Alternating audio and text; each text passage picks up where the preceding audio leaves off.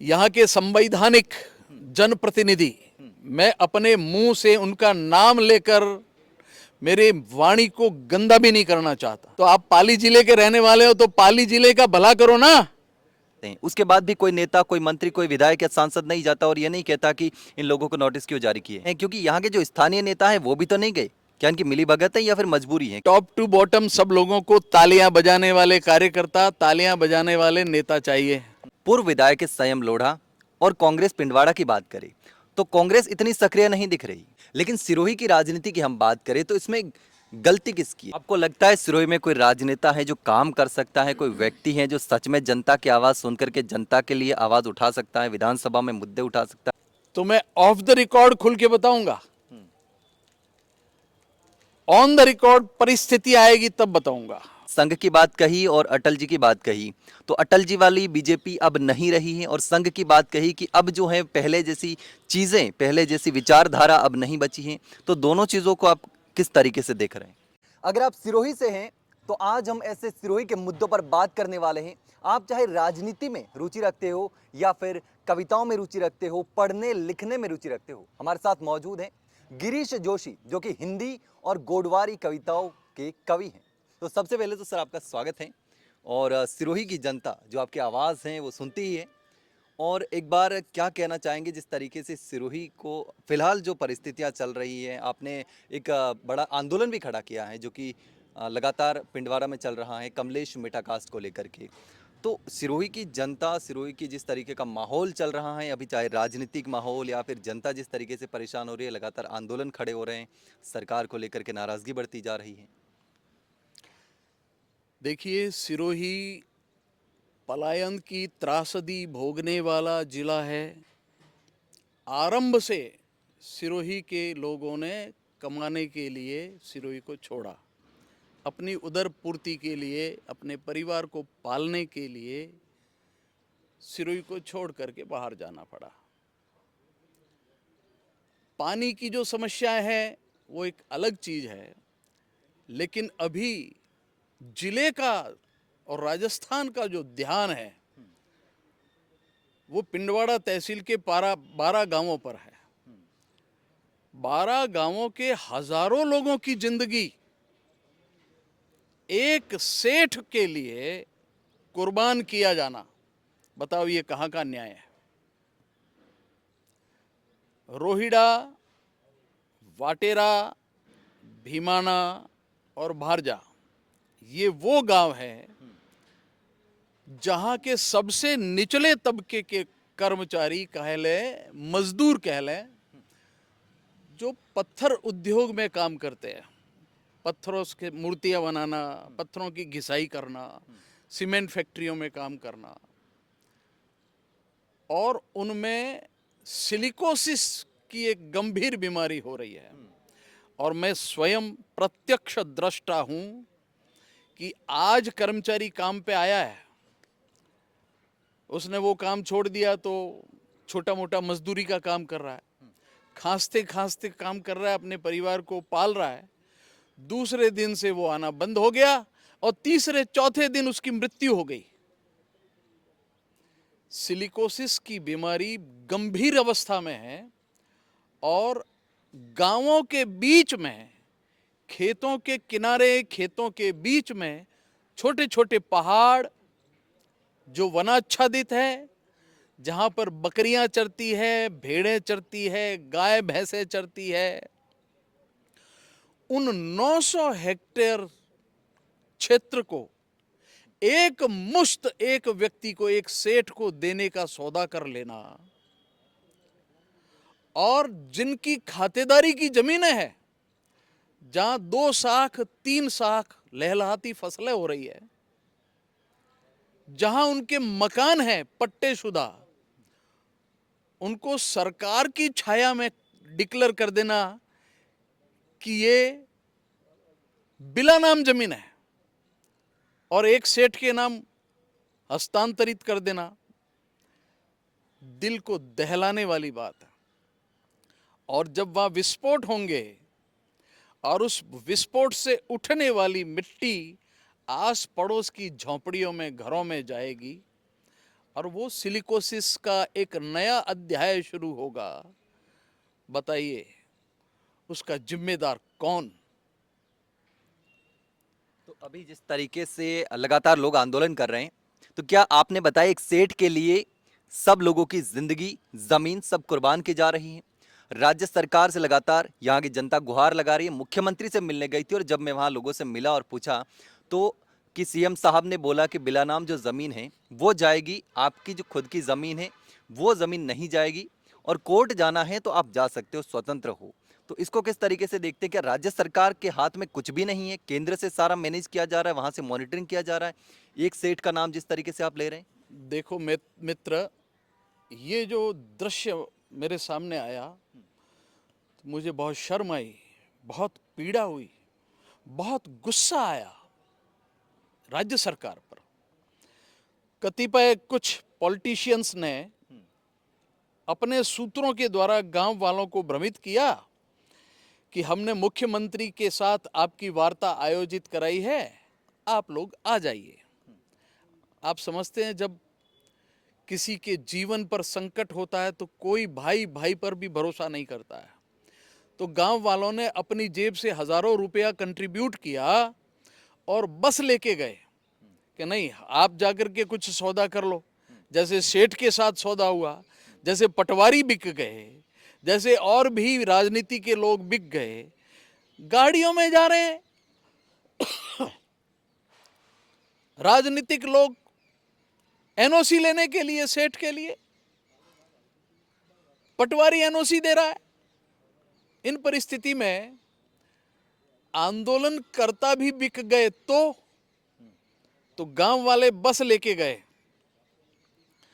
मुख्यमंत्री कहते हैं कि आप इतने लोग क्यों आए? डेमोक्रेटिक गवर्नमेंट में लोग देखकर नेता खुश होता है। मुख्यमंत्री कहते हैं इतने लोग क्यों आए? और एक व्यक्ति को अपना विचार प्रकट करने का अनुमति नहीं मिली वहां मुख्यमंत्री भवन में।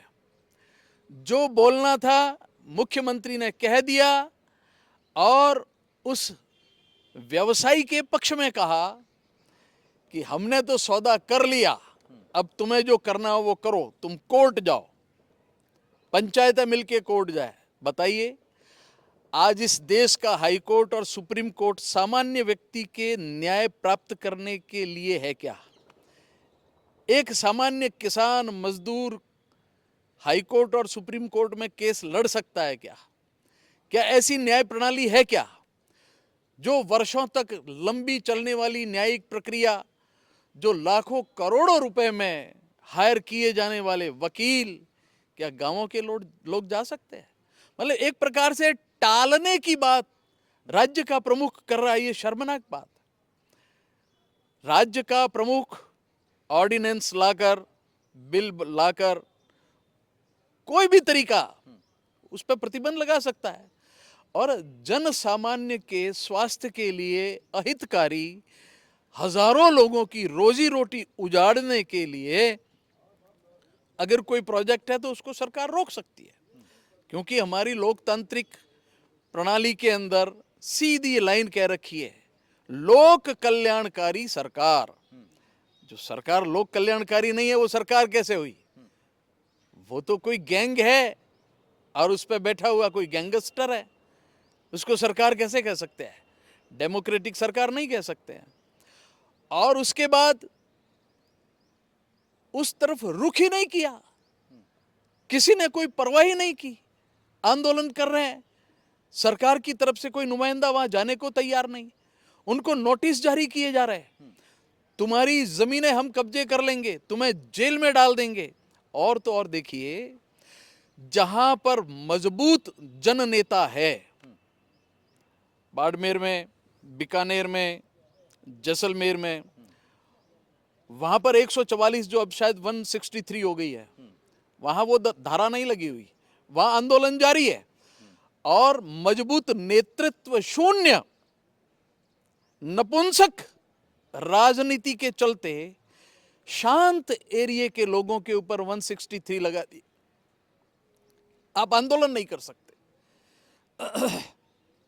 5वें महीने में आंदोलन खनन विरोधी चल रहा है। आज दिन तक एक पत्थर नहीं, कंकर किसी ने नहीं मारा। सत्ताधारी पार्टी के खिलाफ आक्रोश है, लेकिन आज दिन तक किसी ने गाली नहीं दी। वहां आप 163 लगा रहे हो, ये तो तानाशाही सरकार है। इसको लोकतांत्रिक कैसे कह सकते हैं? व्यक्ति अपनी अभिव्यक्ति की स्वतंत्रता, जो लोकतांत्रिक संवैधानिक अधिकार है, उसको बिना वजह से दबाया जा रहा है। यह किसी भी प्रकार से उचित नहीं कहा जा सकता है। तो आपने बोला कि यहाँ पर जो एनओसी जारी करने के लिए यहाँ के लोग, अधिकारी, नेता भाग रहे थे, तो कौन लोग हैं जो कंपनी के लिए भाग रहे हैं और जनता के खिलाफ हैं, जो यहाँ सिरोही के नेता हैं, अधिकारी हैं? यहाँ के संवैधानिक जनप्रतिनिधि, मैं अपने मुंह से उनका नाम लेकर मेरे वाणी को गंदा भी नहीं करना चाहता, जिनको अपने डेजिग्नेशन का फुल फॉर्म पता नहीं, जो अपना क्षेत्र, भाई आप अपने परिवार के सदस्य हो तो पहले भला अपने परिवार का सोचोगे या पराये परिवार का भला सोचने जाओगे? परिवार का सोचेंगे। तो आप पाली जिले के रहने वाले हो तो पाली जिले का भला करो ना, सिरोही भाग के क्यों आ रहे हो? ये राजनैतिक दुर्भिसंधि, षड्यंत्र के नाते जिला छोड़कर दूसरे जिले में जाना पड़ता है, या ले जाया जाता है, या जबरदस्ती थोपा जाता है। यहां का कोई जनप्रतिनिधि नहीं है। यहां पर जितने संवैधानिक पदों पर है वो पार्टी प्रतिनिधि है, वो राजनीतिक पार्टी के नुमाइंदे हैं, जनता का एक भी नुमाइंदा नहीं है। नहीं तो यहाँ के लोग माइग्रेशन करके क्यों जाते हैं? यहाँ पे उद्योग धंधे क्यों नहीं पनपते? आज सिरोही के किसी मीडिया में ये आया कि इंडस्ट्रियल एरिया में इतनी इंडस्ट्रिया बीमारू है, बंद हो गई है? कोई खबर है? क्यों बीमार हो रही है? क्यों बंद हो रही है? कोई धनी धोरी नहीं है इस जिले का, न कोई राजनीतिक पार्टी में सही चयन होता है, न संवैधानिक पदों पर चुनाव के लिए सही लोगों का चयन होता है। इसलिए आंदोलन चल रहा है। मोरस मालेरा में उत्खनन का आंदोलन चल रहा है। मंत्री का एक बयान भी सामने आया था जिसमें वो कह रहे थे कि आपके यहाँ कोई अधिकारी नहीं आया तो फिर आप क्यों परेशान हो रहे हो, लेकिन उसके बाद जब वो आंदोलन करते हैं तो उनको नोटिस जारी कर दिए जाते हैं। उसके बाद भी कोई नेता, कोई मंत्री, कोई विधायक या सांसद नहीं जाता और ये नहीं कहता कि इन लोगों को नोटिस क्यों जारी किए। दुर्भाग्य है ऐसा कहने वाले को कि कोई अधिकारी नहीं आया। जन सुनवाई, क्योंकि उत्खनन के पहले पर्यावरण की एनओसी जारी होती है। पर्यावरण की एनओसी घर में बैठ करके जारी कर दी है। गलत लोगों के गलत फर्जी सिग्नेचर करा करके अनापत्ति के सर्टिफिकेट इकट्ठे कर लिए और ऑफिस में बैठ करके एनओसी जारी कर दी। अधिकारियों को जाना चाहिए, वहां जनता से पूछे आपको आपत्ति है या नहीं है। सरकार सड़क पे दिखनी चाहिए, सरकार गांवों में दिखनी चाहिए। नहीं गए तो आपकी कमी है, अधिकारियों को जाना चाहिए। अब आप खुश हो रहे हो कि अधिकारी नहीं गए, अरे ये तो रोने का विषय है कि अधिकारी जाते ही नहीं है गांवों में। आपकी खुशामद करने के लिए आपका घेरा बना करके बैठे रहते हैं, और वो जो बोलते हैं, वो जो दिखाते हैं, वो आपको दिखता है। न आपको जाने की हिम्मत है, न आपके अधिकारियों को जाने की हिम्मत है। जिस पे शर्म आनी चाहिए उसको आप फक्र करके कह रहे हो। अब क्या कहूं ऐसे लोगों का? सिरोही के नेताओं की मजबूरी है या कोई और कारण है? क्योंकि यहाँ के जो स्थानीय नेता है वो भी तो नहीं गए। क्या इनकी मिलीभगत है या फिर मजबूरी है? क्या हो सकता है? ऐसा है, अब टॉप टू बॉटम सब लोगों को तालियां बजाने वाले कार्यकर्ता, तालियां बजाने वाले नेता चाहिए। अच्छा नेता कोई नहीं है। अच्छा नेता कोई सड़क पे आकर के जनता की बात उठाने के लिए खड़ा नहीं होता, और कोई खड़ा होता है तो उसको पार्टी के पद से च्युत कर देते हैं, पार्टी से निकाल देते हैं। और ये घटनाएं आपको पता है सिरोही में हो रही है। जिसने जनता की मांग उठाई, चाहे राम झरोखे की पट्टों के लिए, आपको एक बात और बताऊं जो भी मीडिया में आई नहीं है, द्वारिकाधीश का मंदिर रोहिड़ा गांव में है, उसके पेटे 150-200 बीघा जमीन है, वो गैर कानूनी तरह से लीज कर दी गई है किसी एक व्यक्ति के नाम।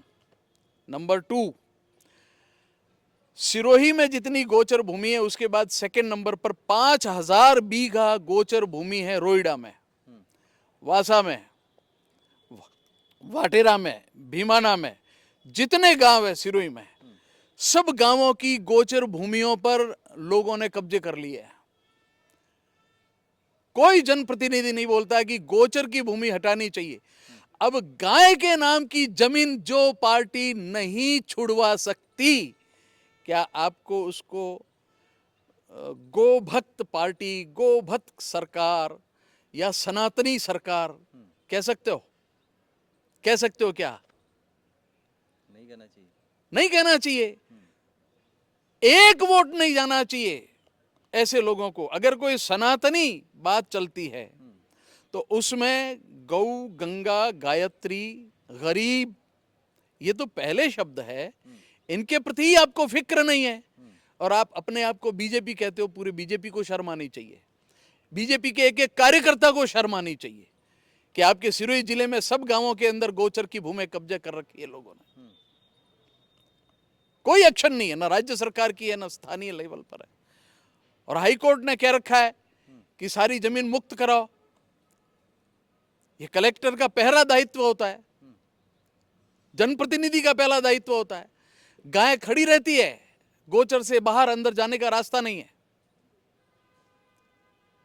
घर वाले निकाल देते हैं कि थोड़ी घूम के आएगी, बिना चरे शाम को गाय वापस घर जाती है, तब चारा मिलता है उसको। दिन भर धूप में पड़ी रहती है, छायादार पेड़ गोचर में, वो लोगों के कब्जे में, घास का तिनका खाने को नहीं मिलता है। ये अवस्था है सिरोही जिले की। लेकिन आप सत्ता पक्ष पर आरोप लगा रहे हैं। अब कमलेश मेटा कास्ट वाले मामले में हम बात करें तो विपक्ष यहाँ से पूर्व विधायक संयम लोढ़ा और कांग्रेस पिंडवाड़ा की बात करें तो कांग्रेस इतनी सक्रिय नहीं दिख रही। कांग्रेस को आंदोलन करना चाहिए। बीजेपी की हम बात करें तो बीजेपी की आपने आरोप लगाए, लेकिन उस कांग्रेस को लेकर के क्या कहेंगे? क्योंकि अब तक सक्रिय उस मामले में इतने नहीं दिख रहे, भले ही मनरेगा वाले मामले में या राम जरोखे वाले मामले में मुद्दा उठाया था। देखिए, देश की सारी राजनीतिक पार्टियां अब करियर ओरिएंटेड है। देश आज़ाद हुआ तब सेवा राजनीति का क्षेत्र था, देश को आज़ाद कराना, गायों की सेवा करना, गोरक्षा के लिए तब आंदोलन चले थे, गोलियां खाई थी आचार्य कृपात्री जी महाराज ने। अब बिजनेस है, जिस पार्टी की सरकार होती है वो बिजनेस करते हैं, अपने बच्चों को धंधे पे लगाते हैं, अपना पैसा इकट्ठा करते हैं। आपको तो पता है, लीमड़ी कोठी किसी सरकार में बनती है तो आज कोई दूसरी कोठी बनती है दूसरी सरकार में। जो सरकार होती है वो अवैध काम करते हैं। जो काम छोटी जनता के लिए, गरीब जनता के लिए गैर कानूनी है, वो सारे काम राजनेताओं और पैसे वालों के लिए कानूनी होते हैं। इसलिए दोनों पार्टियां पापी है, दोनों पार्टियां अलोकतांत्रिक है, लोकतंत्र में उनका विश्वास नहीं है। टिकटें कैसे बिकती है, जीत हार कैसे होती है, वो आप भी जानते हो, सारी जनता जानती है। सेवा से किसी राजनीतिक दल का कोई लेना देना नहीं है और सेवा करने वाले लोग भी इनको नहीं चाहिए। इनको वही लोग चाहिए जो इनकी हाँ में हाँ मिलाए, इनके खोटे कामों के लिए मौन हो जाए, विरोध न करे। जो विरोध कर सकते हैं, जो जन आंदोलन कर सकते हैं, उन लोगों को कोई पार्टी अपने साथ जोड़ने को तैयार नहीं है। और ये इस भारत राष्ट्र के लिए देव दुर्लभ, इस राष्ट्र के लिए बहुत दुर्भाग्य का संकेत है। अच्छे लोगों को राजनीति में जाना चाहिए। कहते हैं राजनीति गुंडागिरी का गांव है, हमारी सोच अलग है। राजनीति राम और कृष्ण की होनी चाहिए, वो भी तो राजा थे। राजनीति प्रताप और शिवा की होनी चाहिए, वो भी तो राजा थे। उन्होंने लोक कल्याणकारी राज्य किया था। आज सिवाय अपने और अपने परिवार के भले के सिवाय राजनीति में कुछ नहीं करते हैं। इसलिए सिरोही की राजनीति, क्योंकि जयपुर बहुत दूर है, यहां से सामान्य व्यक्ति का जयपुर जाना दुभर होता है। जिस प्रकार से हाई कोर्ट, सुप्रीम कोर्ट जाना दुर्लक्ष्य है, वैसा का वैसा राजधानियों में जाना भी तकलीफ दे है, और टिकट पाना तो बहुत तकलीफ दे है, और निर्दलीय चुनाव लड़ना तो सबसे दुभर चीज है। कोई योग्य व्यक्ति निर्दलीय भी खड़ा हो जाए तो उसकी जमानत जब्त होती है, क्योंकि इस देश की चुनावी पद्धति सड़ चुकी है। सुंदर सिंह भंडारी एक बार उदयपुर में सांसद के लिए चुनाव लड़े थे, अज्ञात व्यक्ति जीत गया, क्योंकि उस समय दबदबा उनका चलता था, और अच्छा आदमी हार गया। अटल बिहारी वाजपेयी भी हार जाते हैं। तो योग्य व्यक्ति जीतेगा, ये तो कोई विषय ही नहीं आज की राजनीति में। अयोग्य व्यक्ति, उसकी अप्रोच कैसी है, वो टिकट कौन सी पार्टी से ला सकता है, वो पैसा कितना खर्च कर सकता है, वो पब्लिक को मैनिपुलेट कैसे कर सकता है, ये राजनीति है, छल कपट की राजनीति है। तो अब जिस तरीके से हम पूरे देश की आप राजनीति की बात कर रहे हैं है ही, लेकिन सिरोही की राजनीति की हम बात करें तो इसमें गलती किसकी है? क्या जनता की गलती है कि जनता ऐसे मुद्दों पर वोट करती है, जो मुद्दों की बात करता है उसको दरकिनार करके जो धर्म, राजनीति और मुद्दे भटकाने की बात करता है उनको वोट देते हैं? तो क्या जनता को जागरूक होने की जरूरत कहीं ना कहीं नजर आती है सिरोही में? क्योंकि साक्षरता दर की बात करें तब भी जालोर और सिरोही सबसे पिछड़े क्षेत्रों में गिना जाता है। देखिए, जनता को मैं दो हिस्सों में बांटूंगा। निश्चित रूप से मतदाता स्वयं अपना भाग्य बनाने का अधिकारी होता है, लेकिन गलत व्यक्ति को चुनने का अपराधी भी मतदाता है।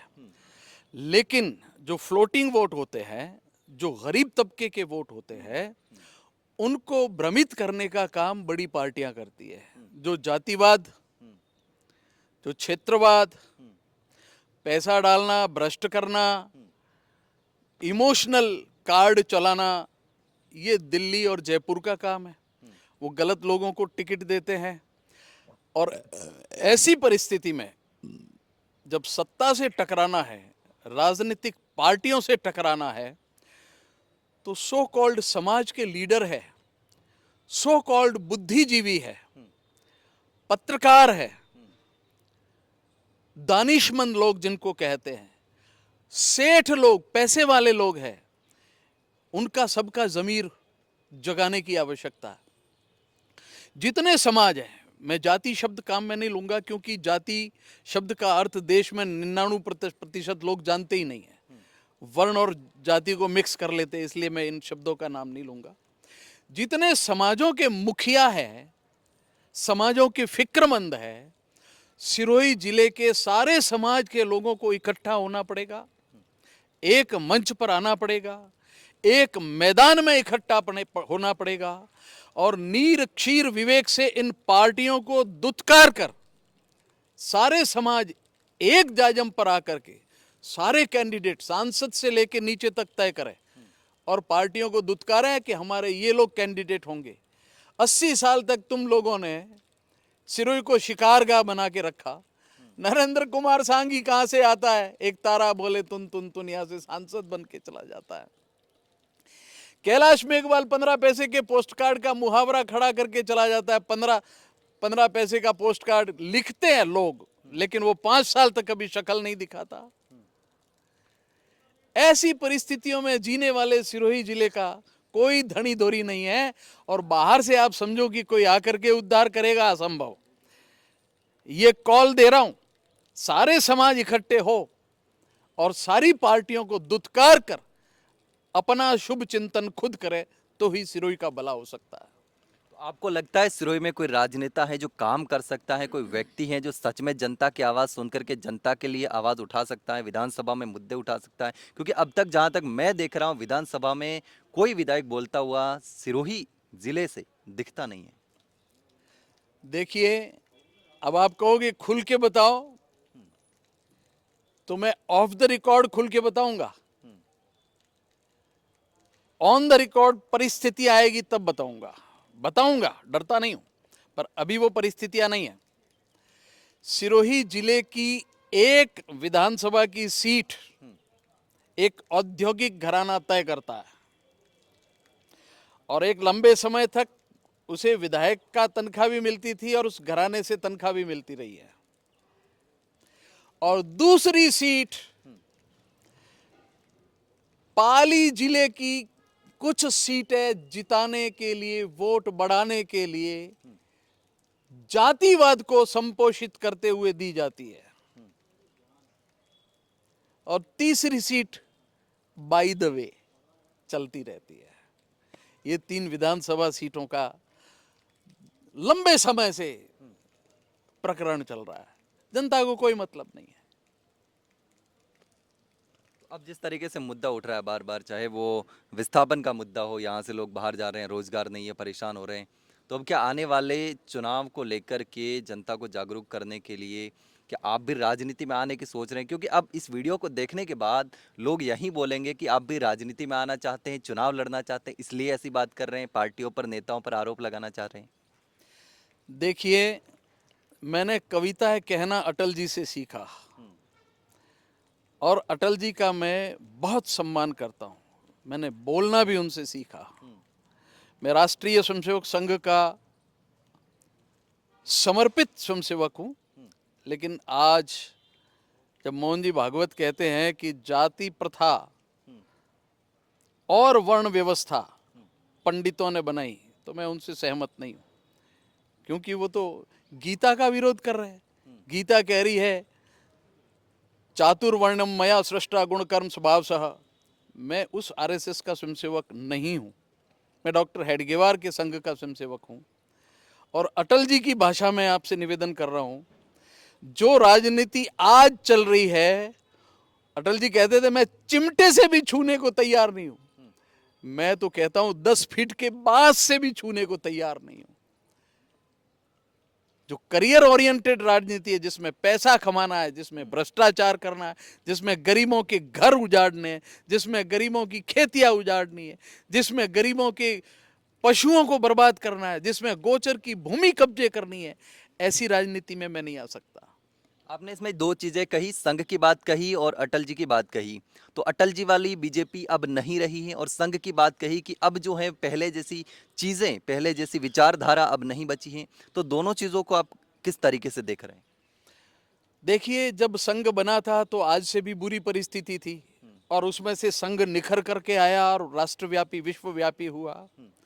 जब बीजेपी बनी थी तो आज से बुरी स्थिति थी, लेकिन उसमें से बीजेपी बनी और पूरे देश पे बनी, और ये कहते हैं कि दुनिया की सबसे बड़ी पार्टी है।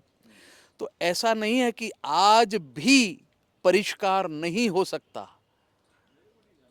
ये देव दुर्लभ भूमि है भारत भूमि। कहते हैं देवता है जन्मने के लिए इच्छुक रहते हैं। संभावनाएं सब है। जिस दिन ऐसी परिस्थिति बनेगी, यहाँ के लोग बनाएंगे, या मेरे जैसे अकिंचन व्यक्ति, जैसे आपने कहा तो मैं बैठ गया, क्योंकि एक अच्छी बात मेरी मातृभूमि के लिए संप्रेषित हो रही है, तो ये विषय अलग है। लेकिन आज की राजनीति जो स्वार्थपरता वाली है, जो दुष्टता वाली है, जो जातिवाद वाली है, वो समझ में आने वाली बात नहीं है। मैं दीक्षित स्वयंसेवक हूं संघ का। राष्ट्र प्रथम है और लोक कल्याणकारी धर्म प्रथम है। ये बर्बाद करने वाली राजनीति पसंद नहीं है, वो प्रथम नहीं हो सकती। आज की राजनीति को अटल जी आज की जो बीजेपी की विचारधारा और अटल जी की विचारधारा थी, उसको दोनों को अलग तरीके से किस तरीके से देख रहे हैं? क्योंकि आज गॉडसे का सपोर्ट किया जाता है, गांधी जी का विरोध किया जाता है, पहले ऐसा नहीं था। देखिए, गोडसे की पुस्तक मैंने भी संघ कार्यालय से खरीद करके पढ़ी है। आज भी भारतीय जनता पार्टी के शिखर पुरुषों के लिए गांधी पूजनीय है, और हमारे जैसे अदने लोगों के लिए 55 करोड़ में, और बांग्लादेश को गलियारा देना, पाकिस्तान को नहरें बनाने के लिए पैसे देना, उसके विरुद्ध में गोडसे द्वारा उनका वध, हत्या नहीं की थी, उन्होंने कहा था गांधी का वध कर रहा हूं, और चरण स्पर्श करके वध किया था। तो बीजेपी और आरएसएस के छोटे लेवल के मेरे जैसे अकिंचन कार्यकर्ता कोई गांधी को पसंद नहीं करते, सब गोडसे को पसंद करते हैं। उच्च लेवल के सब लोग गांधी को पसंद करते हैं, गोडसे का नाम लेने की हिम्मत नहीं करते। लेकिन सामंजस्य गजब का है, मुझ में नहीं है। बहुत गंभीर बातें आप बोल रहे हैं, मेरे ऊपर से निकल गई, कुछ समझ में नहीं आ रहा है कि आप कहना क्या चाह रहे हैं, मतलब क्या संदेश देना चाह रहे हैं, क्योंकि आपने बहुत कवि वाली लैंग्वेज में कहा है। थोड़ा सा साधारण भाषा में समझाएंगे कि हम जैसे लोगों को समझ में आ जाए। तो समझ लीजिए कि बीजेपी, आरएसएस और आज के जैन जी हम्म, वो सारे गॉडसे के भक्त हैं, हम्म, लेकिन वोट बीजेपी को देते हैं, हम्म। और जो वोट लेके जाते हैं वो सब गांधी के भक्त हैं।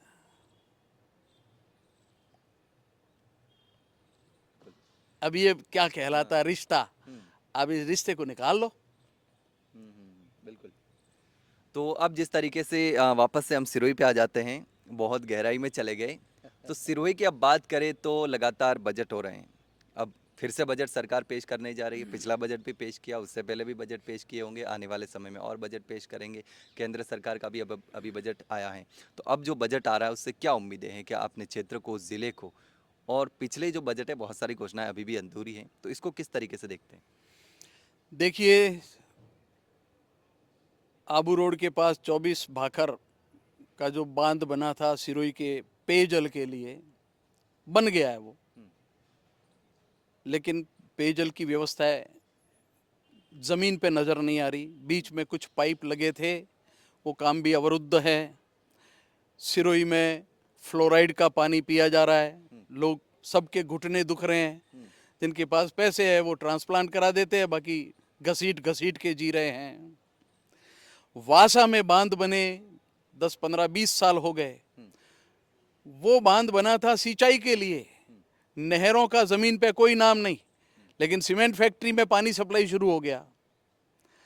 बनास, पश्चिम बनास बांध, धनारी बांध बना था सिंचाई के लिए, सिंचाई बंद हो जाती है लेकिन फैक्ट्री का पानी बंद नहीं होता है। सिरोही में 2 हवाई पट्टियां हैं, लेकिन वो संपन्न लोगों के लिए है, सिरोही के प्रवासी लोगों के लिए नहीं है, टूरिस्टों के लिए नहीं है। आबू पर्वत टूरिस्ट प्लेस है। अब तो सिरोही में छोटे मोटे कई सारे टूरिस्ट प्लेस डेवलप हो गए, लेकिन कोई बाहर से आना चाहे कम समय में तो उसके लिए विमान की सुविधा नहीं है। सिरोही मुख्यालय रेलगाड़ी से जुड़ा हुआ नहीं है। हम जब पढ़ते थे आज से 40 साल पहले, तो गाड़ी देखने के लिए बच्चे आबू के पीछे से हमारे साथ टिकट लेकर के पिंडवाड़ा आया करते थे, रेलगाड़ी देखने के लिए। आज 40 साल पहले भी वही स्थिति थी, रेलगाड़ी जब बनी थी तब भी वही स्थिति थी, और देश आज़ाद हुआ 80 साल हो गए तो भी सिरोही को रेलगाड़ी नहीं है। कितने बजट पेश करवाओगे आप? सिरोही के लिए नाकारा है। आज भी यहाँ के लोग मजदूरी करने के लिए साउथ में जा रहे हैं, गुजरात में जा रहे हैं। यहाँ कोई रोजी रोटी का जरिया नहीं है। किसान आज जो खेती करके खा रहे हैं वो भी उजड़ करके मजदूरी करने साउथ में जाएंगे। ये काम कर रहा है देश का बजट और भजन लाल जी का बजट। इनका बजट शुरू से अब तक सिरोही को उजाड़ने का ही काम किया है। तो अब सिरोही की जनता को एक शॉर्ट में मैसेज देना चाहेंगे, चाहे वो पॉलिटिकल हो, किस तरीके से, जो अब सवाल करना ज़रूरी हो गया है, क्योंकि अब हाँ में हाँ मिलाना या अपने नेता का सपोर्ट करना किसी भी तरीके से, तो उसको लेकर के जनता को एक शॉर्ट में क्या मैसेज देंगे?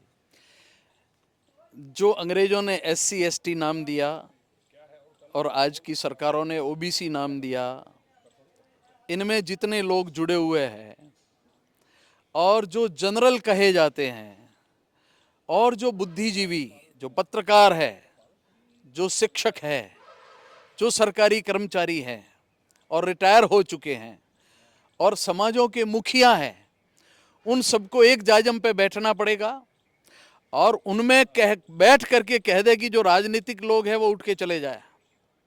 हम तय करेंगे इस सिरोही जिले का भवितव्य, इसका भविष्य कैसा हो, इसका वर्तमान कैसा हो। वो इतिहास के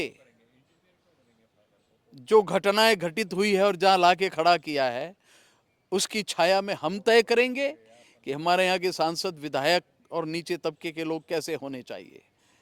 ये ही भला कर सकता है, क्योंकि 80 वर्ष तक राजनीतिक षड्यंत्र और दुर्विसंधियां अपन देख चुके हैं।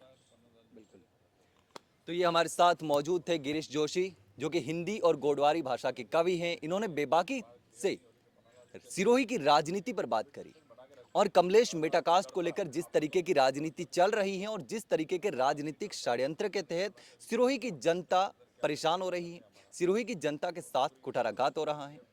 अब सिरोही की जनता को सवाल करने पड़ेंगे अपने नेताओं से, अपने जनप्रतिनिधियों से, जिनको वोट दिया है उसको पूछना पड़ेगा कि आपने जो वादा किया था वो काम क्यों नहीं हो रहा, हमारे जो काम हैं छोटे छोटे वो क्यों नहीं हो रहे, जनता क्यों परेशान हो रही है, आखिर जनता विस्थापित होने के लिए क्यों मजबूर है। ये तमाम सवाल जनता को अपने जनप्रतिनिधियों से पूछने पड़ेंगे, जिनको वोट दिए हैं उनसे पूछने पड़ेंगे।